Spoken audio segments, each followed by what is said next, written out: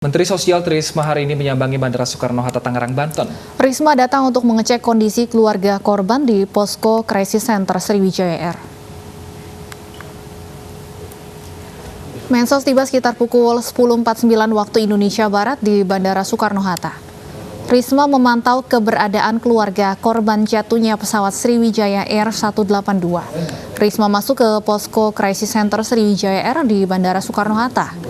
Keluarga korban jatuhnya pesawat Sriwijaya Air terus berdatangan ke Bandara Soekarno-Hatta untuk memberikan data korban.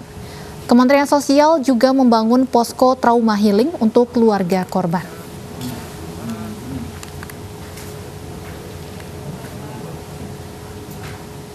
Untuk informasi terkini dari posko di Bandara Soekarno-Hatta, kita sudah terhubung dengan rekan kami Lineke Utsiki.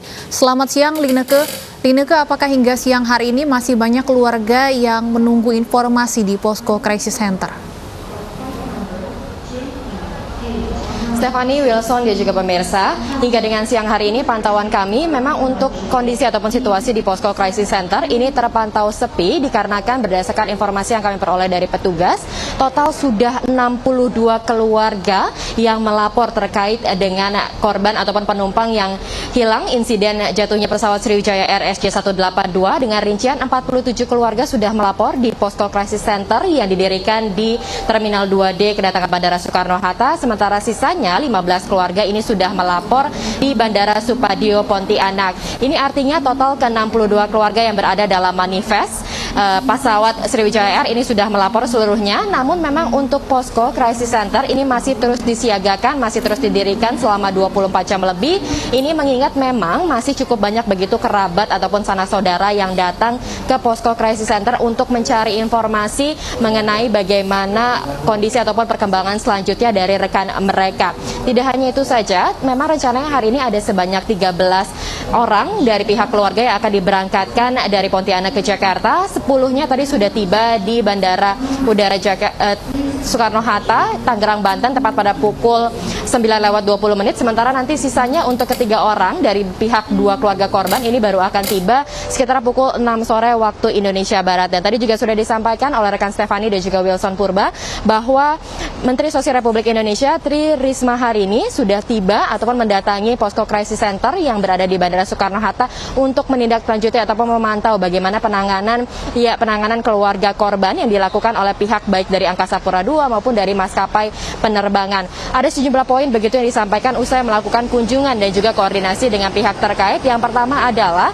Risma menyebut sudah berkoordinasi dengan Menteri Perhubungan Budi Karya Sumadi dan menekankan bahwa saat ini lintas kementerian fokus utamanya adalah memusatkan perhatian di dermaga 2 JICT Tanjung Priok yang menjadi proses tempat ataupun menjadi tempat proses evakuasi dan juga pencarian baik itu dari puing-puing pesawat maupun dari pencarian jenazah. Kemudian Risma berharap agar lokasi penginapan dari tempat keluarga korban yang berada di Jakarta ini dapat dipindahkan lebih dekat ke Rumah Sakit Polri. Ini untuk memudahkan dari segi efisiensi waktu, kemudian mengingat pihak keluarga ini akan cukup sering frekuensinya untuk bolak-balik ke Rumah Sakit Polri, mengingat mereka harus melakukan pendataan baik dari segi sampel, menyerahkan data antemortem maupun postmortem agar dapat mempermudah proses identifikasi yang dilakukan oleh tim DVI Polri.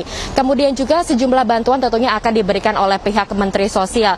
Namun yang perlu ditekankan adalah bantuan yang diberikan ini bukanlah dalam bentuk uang ataupun nominal angka, tetapi bantuan yang diberikan ini lebih kepada pendampingan psikis ataupun trauma healing begitu. Karena memang fokus dari Menteri Sosial ini lebih kepada pendampingan trauma healing bagi bagi para 62 keluarga korban yang domisilinya ini ada di 24 kota kabupaten. Kemudian juga dari segi mobilitas ini Risma menekankan mereka menyiapkan beragam mobil begitu ataupun transportasi untuk memudahkan keluarga korban berpindah-pindah tempat, baik itu untuk memantau perkembangan keluarganya ataupun korban, baik itu ke Rumah Sakit Polri maupun ke JICT. Kemudian juga disampaikan terkait dengan bantuan santunan, ini tidak disebutkan oleh Risma mengenai santunan berapa jumlah yang akan diberikan oleh Kementerian Perhubungan maupun maskapai penerbangan ataupun Jasara Harja, karena memang ini perlu komunikasi ataupun koordinasi lebih lanjut. Namun Risma menekankan ataupun menyebut dirinya akan memberikan bantuan seperti bantuan perizinan ataupun pengurusan ke bank-bank terkait. Tetapi kalau kita lihat dalam peraturan Undang-Undang Nomor 36 Tahun 1964 ataupun Peraturan Menteri Keuangan nomor 15 tahun 2017 memang untuk klaim asuransi jasara harja apabila ini penumpang kemudian meninggal karena kecelakaan pesawat ini harus wajib memberikan santunan sebesar 50 juta rupiah. Sementara mengacu pada Peraturan Menteri Perhubungan nomor 77 tahun 2011, santunan yang diberikan ini mencapai 1,25 miliar rupiah. Tapi sekali lagi kami tekankan bahwa uang santunan duka ataupun klaim asuransi ini belum dipastikan berapa besaran nominalnya. Terkait dengan klaim asuransi jasara harja, ini juga dapat dilakukan di Posko Crisis Center yang ada di Terminal 2D Kedatangan Soekarno-Hatta. Dan saat ini posisinya memang Posko Crisis Center masih terus dibuka untuk memberikan informasi kepada rekan ataupun keluarga korban. Kembali ke Stephanie dan juga Wilson. Baik, terima kasih Lineka atas laporan Anda. Selamat bertugas kembali. Pemirsa, pihak Jasara Harja menyatakan telah mendata korban jatuhnya pesawat Sriwijaya Air SJ182. Keluarga korban meninggal dunia akan diberikan santunan. Direksi Jasara Harja turut prihatin, turut berbelasungkawa yang dalam atas musibah ini, dan kami bahu-membahu dengan Polri, Basarnas, dan stakeholder lainnya, dan sejak awal kami melakukan pendataan terhadap para korban dan keluarga korban. Mudah-mudahan ini segera cepat diberikan kemudahan dan kita dapat selesaikan segera, dan nanti pada saatnya, pada waktunya setelah tim DVI dan Basarnas telah bekerja, Jasara Harja kami akan segera menindaklanjutin apa yang menjadi hasil dari tim DVI untuk segera menyampaikan haknya kepada ahli waris korban. Tim gabungan penyelam TNI Angkatan Laut telah menemukan 2 spot yang diduga lokasi keberadaan black box Sriwijaya Air SJ182. Meski demikian, proses pencarian dan evakuasi black box akan berjalan cukup lama. Pemirsa, ini merupakan hari ketiga pencarian bagian pesawat Sriwijaya Air SJ182 yang dilakukan tim gabungan dengan menerjunkan 11 KRI dan puluhan perahu kecil. Selain pemantauan dari udara menggunakan helikopter, puluhan penyelam dari TNI Angkatan Laut juga telah melakukan penyelaman di titik koordinat jatuhnya pesawat.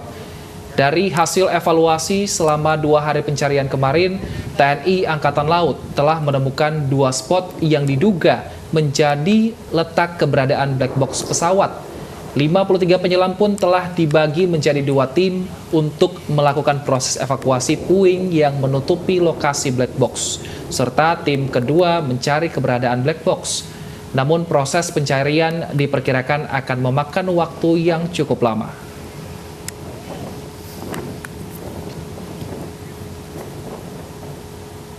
Remotely Operated Vehicle atau ROV hari ini mulai dioperasikan petugas tim SAR TNI Angkatan Laut. Robot yang dilengkapi dengan kamera itu diturunkan ke laut melalui KRI Rigel 933 untuk memudahkan pencarian kotak hitam atau black box di perairan Pulau Laki, Kepulauan Seribu. Menggunakan seutas tali, robot pintar yang mampu bertahan di kedalaman laut, Senin siang mulai dioperasikan tim SAR TNI Angkatan Laut. Dari atas kapal Rigel 933, robot penyelam handal jenis Remotely Operated Vehicle atau ROV itu diterjunkan langsung ke laut. Fungsi robot berwarna kuning yang dilengkapi kamera underwater ini adalah untuk mengambil gambar suasana di dalam laut. Tujuannya agar memudahkan tim dalam melakukan pencarian kotak hitam atau black box pesawat Sriwijaya Air SJ182. Pengoperasian ROV sendiri dilakukan tim dari atas kapal menggunakan remote control. ROV merupakan robot remote control yang biasa digunakan tim penyelamat dalam upaya pencarian dan penyelamatan di dasar laut, mengingat robot pintar tersebut mampu dioperasikan hingga di kedalaman 300 meter lebih. Sejumlah temuan serpihan badan pesawat maupun jenazah korban diserahkan tim SAR gabungan ke posko JICT 2 di Tanjung Priuk. Sejumlah serpihan pesawat, barang pribadi penumpang hingga jenazah korban yang ditemukan tim gabungan di perairan Kepulauan Seribu diserahkan ke posko JICT 2 di Tanjung Priuk, Jakarta. Nantinya temuan ini akan dikumpulkan dan diinventarisasi sebelum diserahkan ke KNKT maupun ke DVI Polri untuk kepentingan investigasi dan identifikasi korban.